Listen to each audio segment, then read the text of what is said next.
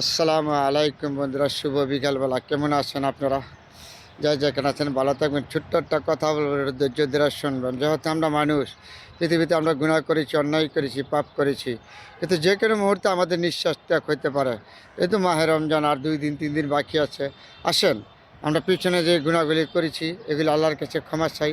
সামনে যাতে গুনাহ না হয়, আমরা সৎভাবে চলতে পারি, সবার সাথে মন মানসিকতা রক্ষা করে এই চেষ্টা আমরা করি। আর যারা রোজা রাখবে তাদেরকে যদি পারেন একটু হাত বাড়িয়ে দিবেন, আপনি সম্ভব হইলে। আপনি না পারলে তো কিছু করার নাই, তারপরেও না পারেন কিছু করার নাই, তাকে একটু কথা বলে সহযোগিতা করবেন। যদি তৌফিক থাকে তার দিকে একটু হাত বাড়িয়ে দিবেন, আপনার সব হইব, ওর আত্মায় শান্তি পাবো। এই হলো আমাদের মুসলমানের ধর্ম।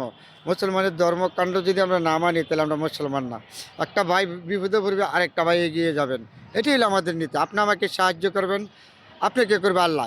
আপনাকে করবে, আপনারে করবো আমি, আমাকে করবে আল্লাহ। এটাই নীতি মুসলমান।